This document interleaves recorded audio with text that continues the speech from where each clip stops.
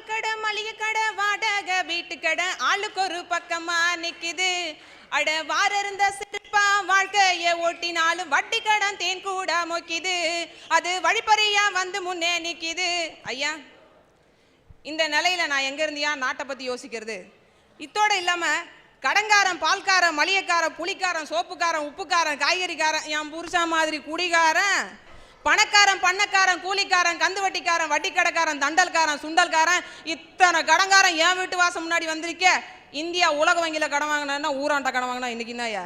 ஐயா, என் கணவர் மீது எனக்கு மிகப்பெரிய ஒரு பக்தி இருக்கு. நீங்க சொன்னீங்கல்ல பதிபக்தி, அந்த ஒரு பக்தி எனக்கு ரொம்ப அதிகமாவே இருக்கு. ஏன்னு வச்சுக்கோங்க, எனக்கு என் வீட்டுக்காருக்கும் அடிக்கடி சண்டை வரும். நான் அவர் அடிக்க என்கிட்ட அவர் அடிவாங்க, நான் அவர் அடிக்க என்கிட்ட அவர் அடிவாங்க, நான் அவர் அடிக்க என்கிட்ட அவர் அடிவாங்க. இப்படி போயிட்டு இருக்குயா. சண்டை ஒரு வழியா முடிவுக்கு வரும். எப்பன்னு கேட்டுங்களேன், அவர் உடம்புல இருந்து ரத்தம் வர வரைக்கும்.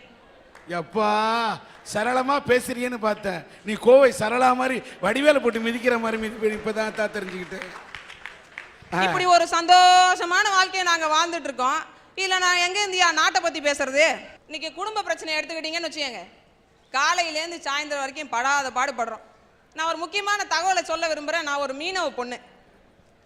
காலையில் எந்திரிச்சு என் கணவருக்கு கஞ்சி டிப்பன் எடுத்து கையில் கொடுத்து கடற்கரைக்கு அனுப்பி வச்சுட்டு, கடல் மேலே இருந்து வர்றவர் எப்போ வருவார்னு காத்திருந்து அவருக்கு சாப்பாடு கொண்டு போய் கொடுத்துவிட்டு, வலை வந்த உடனே வந்த மீனை விலை வச்சு அந்த பணத்தை மதிய சோறாக்கி திரும்ப நான் கடற்கரைக்கு கொண்டு போய் அவருக்கு சாப்பாடு கொடுத்துட்டு வந்த மீனை கொண்டு வந்து திரும்ப விலை வச்சு அந்த காசை எடுத்துகிட்டு போய் புள்ள குட்டிகளை எல்லாத்துக்கும் சரி பண்ணி விட்டு பள்ளிக்கூடம் அனுப்பி வீட்டு வேலை செஞ்சு வேலை சாப்பாடு மறுபடியும் நைட்டுக்கு சமைச்சு முடிச்சுட்டு நான் படுத்து தூங்குறதுல நான் படாத பாடு நாய் போடுற பாடு.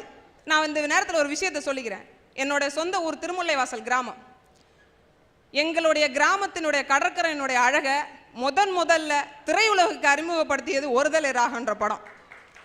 அந்த படத்தில் அந்த கடற்கரை அவ்வளோ அழகாக நீங்கள் காண்பிச்சிங்க. ஆனால் இன்னைக்கு கண்ணீரோட வெள்ளமும் மரண ஓலங்களின் சத்தமும் தான் அங்கே கேட்டுட்டு இருக்குன்றத யாரும் மறந்துடக்கூடாதுன்னு சொல்ல வந்திருக்கையா. என்னோட கணவரை கடலுக்கு அனுப்பி வச்சேன்னு வச்சுக்கோங்களேன், கடல்ல இருந்து கப்பல் வருமா, போட்டு வருமா, இல்லை என் கணவர் திரும்பி வருவாரான்ற ஒரு கேள்வி நிலைக்கு நாங்கள்லாம் தள்ளப்பட்டு இருக்கோம். எங்க சமுதாயத்தில் மட்டும்தாயா இளம் விதவைகள் அதிகமாக இருக்காங்க. காரணம், கடலுக்கு போனவர் காணாமலே போயிடுறாரு. ஏன் இதை நான் சொல்ல வரேன்னு வச்சுக்கோங்க, எங்களுடைய திருமுல்லைவாசல் கிராமத்தில் சமீபத்தில் 6 பேர் கடலுக்கு போனவங்க இதுவரைக்கும் திரும்பி வரலையா. 6 குடும்பமே இன்னைக்கு நடுத்தூரில் நின்றுட்டு இருக்கு. இந்த மாதிரி நிலையில நாங்கள் எங்கள் குடும்பத்தையே பார்க்க முடியலையா. நான் எங்கேருந்து நாட்டை பற்றி யோசிப்பேன். தேசிய சின்னத்தை மார்பில் குத்தி வச்சு நெஞ்சு நிமித்தி நிற்கிற இந்தியன்களில் நானும் வருவேன். ஆனால் சிலோன்கார அடித்து அனுப்புகிறானே முதுகில் எங்களோட தேசிய சின்னம் மாதிரி அடிக்கோடுகளை, அதை எங்களால் எந்த ஜென்மத்திலையா மாற்ற முடியும்? கடலில் என்ன கோடாயா போட்டு வச்சிருக்கான், இதுக்கு இந்தாண்ட நீ போ, இதுக்கு இந்தாண்ட நீ போக வேண்டான்னு. கரையை தாண்டின உடனே பட்டுன்னு சுட்டுறான். சுட்ட சடலத்தை கூட எங்கள்கிட்ட சேர்க்க முடியாம கடல்ல தூக்கி வீசி எறிஞ்சிடறான். அவன் கொடுக்குற தண்டனை எல்லாம் நீங்க கேள்விப்பட்டிருப்பீங்களா? உடம்புல ஒட்டு துணி கூட இல்லாம ஐஸ் கட்டிய கையில வச்சுக்கிட்டு நிக்கணும், தலைக்கு மேல தூக்கி வச்சுட்டு நிக்கணும். அடுத்து என்ன அப்படின்னாக்கா, நான் அதிகாலை 4 மணிக்கு கடல்ல இறங்கி நீந்த சொல்லிடுவாங்களாம். கையில என்னெல்லாம் கிடைக்குதோ எல்லாத்தையும் எடுத்து அடிக்கிறான். எல்லாத்துக்கும் மேல நாங்க படுற பெரும்பாடு, இதோ அருகில் இருக்கிற நாகப்பட்டினம், காரைக்கால் அருகில் இருக்கிற நாகப்பட்டினம் பகுதியில் உள்ள மீனவர்களில் 15 வயசு பையன்லேருந்து 60 வயசு தாத்தா வரைக்கும் உள்ள அத்தனை இளைஞர்களும் அத்தனை ஆண்கள் சட்டையும் கலட்டி பாருங்க. இன்னைக்கு இந்திய சமுதாயத்தினுடைய தழும்பு தெளிவா தெரியும் முதுகுல. அவ்வளவு அடி வாங்கி இன்னைக்கு குடும்பத்தை காப்பாத்திட்டு இருக்காங்க. 1008 பிரச்சனையை பத்தி பேசுங்க, 1008 நாட்டோட உயர்வை பத்தி பேசுங்க, வளர்ச்சியை பத்தி பேசுங்க, இல்ல வளர்ச்சியை பத்தி தூட்டுருங்க. எனக்கு அதை பத்தி எல்லாம் தெரியாதியா. இன்னைக்கு எல்லாம் முடிஞ்சு போய் நட்டாத்துல நாங்க நிக்கிறோம். ஒரு பழைய பாடல் ஒன்று எனக்கு ஞாபகத்துக்கு வருது. ஒரு நாள் போவார், ஒரு நாள் வருவார், ஒவ்வொரு நாளும் துயரம்.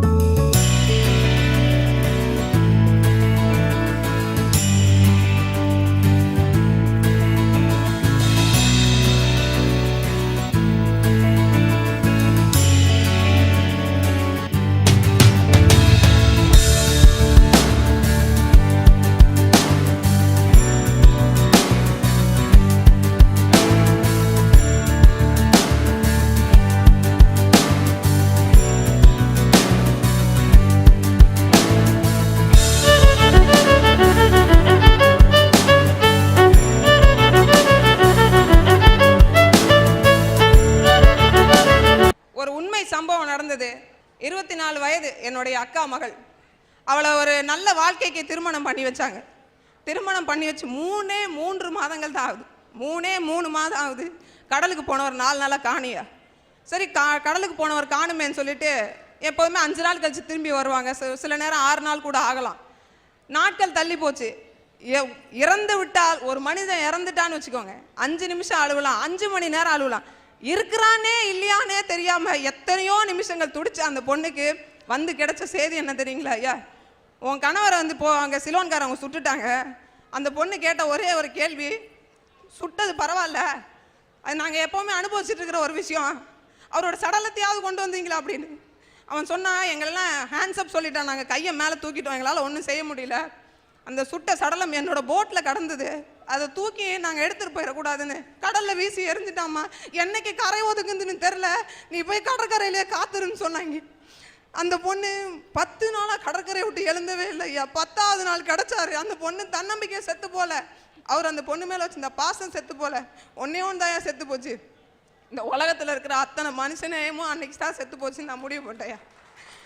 இல்ல, இறந்தவர் சடலத்தை பற்றி நீ எண்ணி பார்க்கிறாய், நான் அந்த சிங்களவர்களுடைய பழி வாங்கும் படலத்தை பற்றி எண்ணி பார்க்கிறேன். இதான் உண்மை. இந்த நாட்டில் பழிவாங்கும் படலத்தின் காரணமாகத்தான், அது யார் பழிவாங்கிய படலம் என்பது வேறு விஷயம், பழிவாங்கும் படலத்தின் காரணமாகத்தான் ஒரு இனமே, தமிழ் இனமே இலங்கையில் அழிக்கப்பட்டிருக்கிறது என்பது மட்டும் வரலாற்று உண்மை.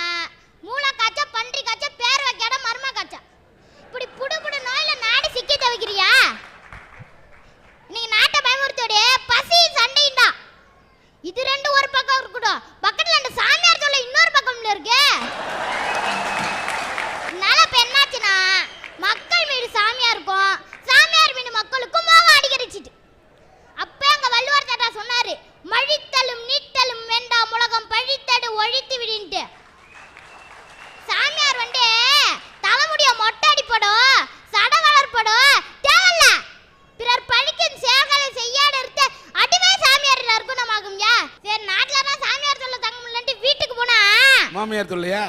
இல்ல, சூடத்தை கொளுத்தி வச்சு கையில உப்பு மலா மண்ண வச்சு துப்பு துப்பு சொல்றாங்க எங்க அம்மா.